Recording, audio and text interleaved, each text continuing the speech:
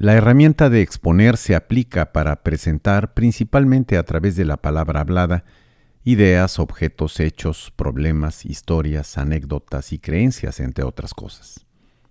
El escenario puede ser de lo más variado, desde una reunión familiar hasta una conferencia multitudinaria. En su origen etimológico, la palabra proviene de las raíces ex, que significa afuera, y ponere, relativo a colocar a la vista, situar, mostrar, explicar o exhibir. El mejor marco de referencia para el adecuado uso de esta herramienta está en la retórica, en su historia, en las reglas y consejos de quienes han practicado y reflexionado sobre el arte y la técnica de la palabra hablada.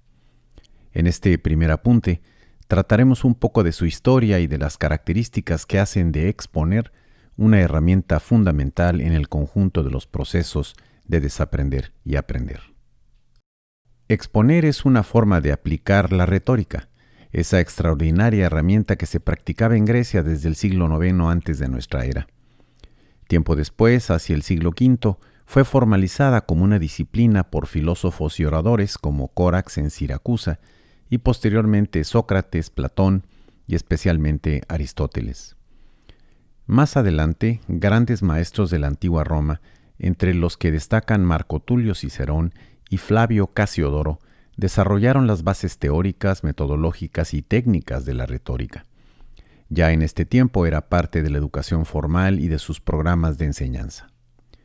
Se ha dicho que la retórica nace a la par de la democracia y evoluciona a veces impulsándola y a veces frenándola, recibiendo por ello nombres diversos que reflejan algo de su accidentada historia, que la ubicaba en diferentes niveles como arte, ciencia, y a veces la relegaban a ser una práctica o una mera rutina de adulación para el recreo y el placer, como le decía Platón.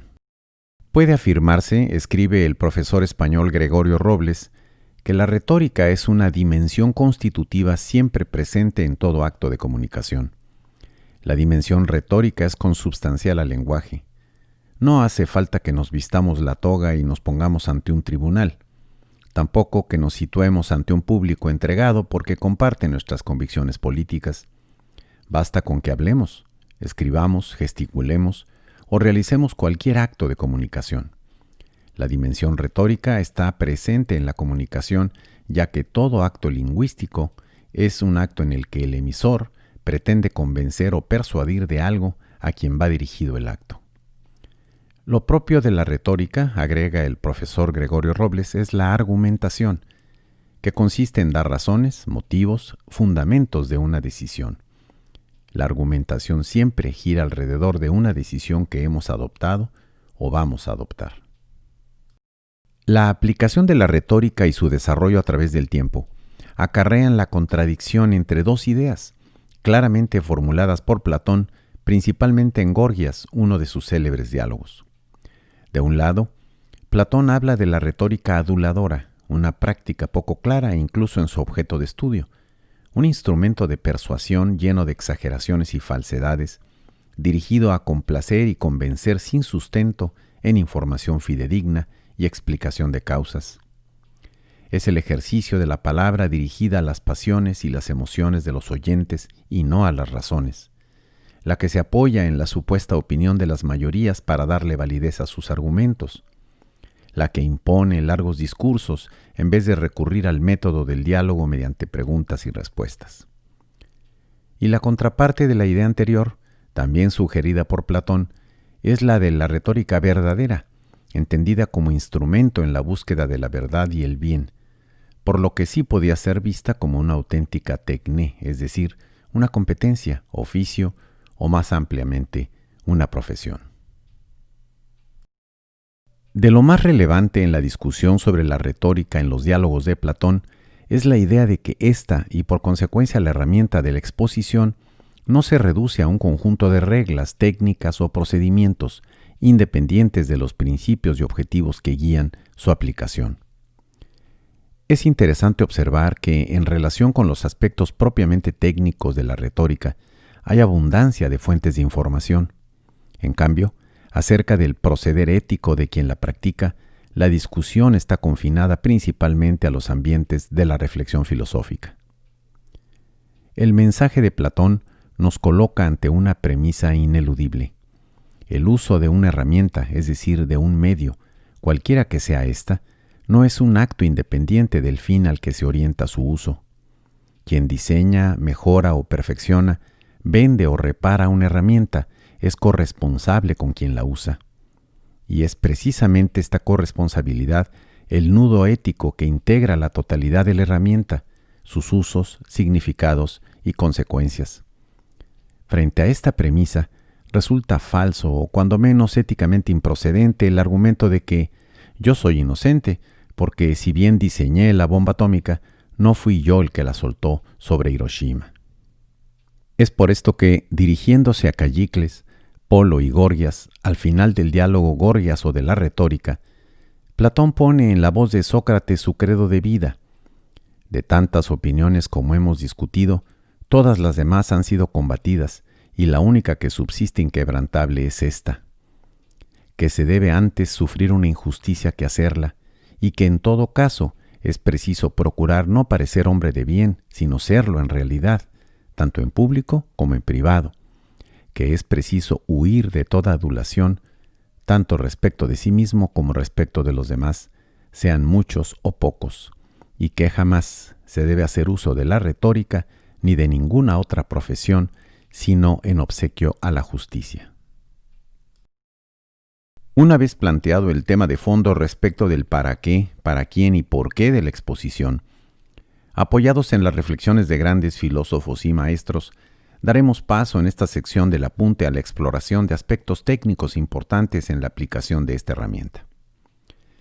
Para Aristóteles, la capacidad persuasiva de un discurso depende de tres aspectos principales: un orador que realiza el discurso, un asunto sobre el que versa y un interlocutor al quien se dirige. Sobre esta base, surgió lo que actualmente se conoce como el canon o modelo normativo de la retórica, desarrollado a partir de la propuesta del gran orador y filósofo romano Marco Tulio Cicerón. En dicho canon se identifican 5 fases de un discurso o mensaje, que se comunica a través de la palabra hablada o la combinación de esta con imagen, sonido, texto y otros medios. Dichas fases son la invención, el ordenamiento o disposición, el ornato o estilo, la memoria y la acción. La palabra invención comparte significados con las palabras descubrir y encontrar.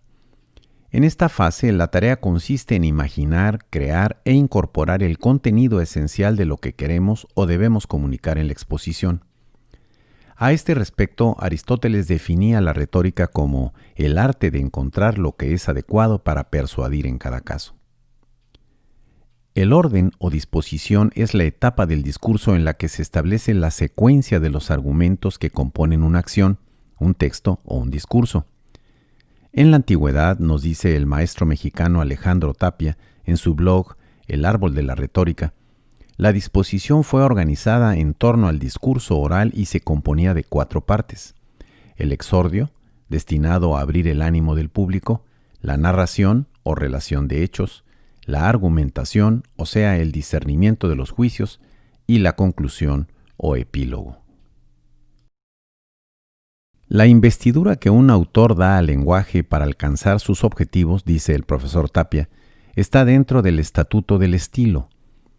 Para un escritor, el estilo es la manera en que algo es expresado, el resultado de aspectos tales como la elección de palabras, el tono del discurso o las decisiones sintácticas. El estilo se define así como el arte de hallar la adecuada expresión de las ideas, pensando ya no solo en el qué, sino en el cómo de las formas comunicativas. Desde una perspectiva retórica, el estilo no es algo incidental, suplementario o superficial, ya que la manera en que las ideas son encarnadas decide la impronta que el acto dejará sobre el usuario o el lector. La memoria es uno de los cánones que más han sido olvidados en esta teoría al paso del tiempo, afirma el profesor Alejandro Tapia. En principio, la memoria parece estar ligada únicamente a la actividad mnemotécnica, en la que el orador retiene en la mente su discurso. Sin embargo, el concepto de memoria en la teoría retórica va más allá. refiere a la necesidad que tiene el productor de aprender diversos tópicos que puede usar libremente en cualquier momento de la deliberación, por lo que la memoria está relacionada con la invención. Al igual que el estilo, la acción, nos dice el profesor Tapia, tiene que ver más con el cómo que con el qué de la actuación retórica. En la antigüedad se refería a los gestos, formas de vestir o la escenografía que envuelven al orador con propósitos persuasivos. Como la memoria, es otra de las partes de la retórica que menos tratamiento ha recibido en la actualidad. Sin embargo, sabemos que la acción o puesta en escena de los argumentos es fundamental, sobre todo en una época altamente tecnologizada, donde la definición de las pantallas, la viveza del color, la calidad de las impresiones o la riqueza de las texturas resultan imprescindibles para que los argumentos alcancen su objetivo. El primero de los proyectos correspondiente a este apunte se titula Perfilando el sentido ético de una exposición. El objetivo de este proyecto es valorar el interés en la verdad y el bien de una exposición, que puede ser una presentación, comentario o análisis de un comunicador de algún medio electrónico o digital que selecciones para este fin. Localiza el documento en formato PDF de los proyectos en esta misma página del sitio de las herramientas. Como hemos dicho en todos los apuntes, ninguna actividad es obligatoria. La idea principal es que practiques lo que vas aprendiendo, no solo trabajando en los proyectos sugeridos, sino construyendo otros, incorporando otras herramientas que se acerquen más a tu experiencia y vivencias más relevantes.